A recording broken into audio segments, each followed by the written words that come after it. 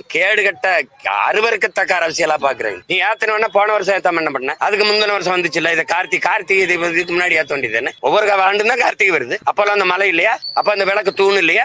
ஏன்னா 2 மாசம் பிப்ரவரியில தேர்தல் வருது. அதுக்கு இது எழுதணும். அடுத்து நம்ம சீமான் அண்ணன் அவர் இருக்காரு பாருங்க. எந்த நேரத்துல எதை பேசுவாருன்றதே நமக்கு புரியாது. திடீர்னு அவரே ஈவராவை அப்படியே தூக்கி பிடிச்சு பேசுவாரு. திடீர்னு அவரே ஈவராவை தூக்கி போட்டு சதுக்குன்னு மிதிப்பாரு. அவரே திடீர்னு கோயில்களுக்கு எல்லாம் போகாத சாமியே கிடையாது அதுமாரு. முருகன் எங்க முப்பாட்டாண்டா அப்படிம்பாரு. அதனால அவர் எந்த நேரம் அந்நியனா இருக்காரு, எந்த நேரம் அம்பியா இருக்காருன்னு தெரியல.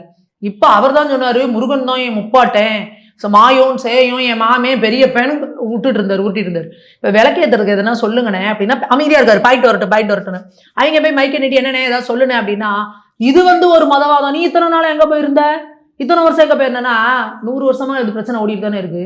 90ல இருந்து கேஸ் நடந்துகிட்டு தானே இருக்கு.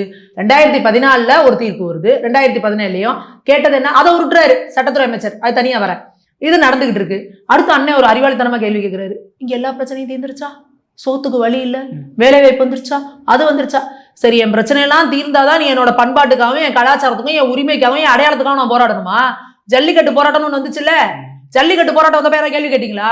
ஏன்டா இப்ப சோத்துக்கு இல்லாம இருக்கு, இவ்வளவு பேருக்கு வேலை இல்லாம இருக்கு, இது ஏன்டானு?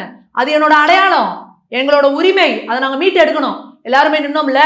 அப்ப அதே மாதிரிதான் இதுவும் எங்களோட அடையாளம், எங்களோட உரிமை. இன்னைக்கு இந்த 100 வருஷம் விட்டு போனதுக்கு இன்னைக்கு இவ்வளவு ப்ரூஃப் இருக்க நீ என்ன கேட்கிற? என்ன ப்ரூஃப்? ஏன் ஏத்தணும்னு கேட்கிற? இது இப்படியே விட்டு போனா நாளைக்கு என்ன பண்ணுவேன்?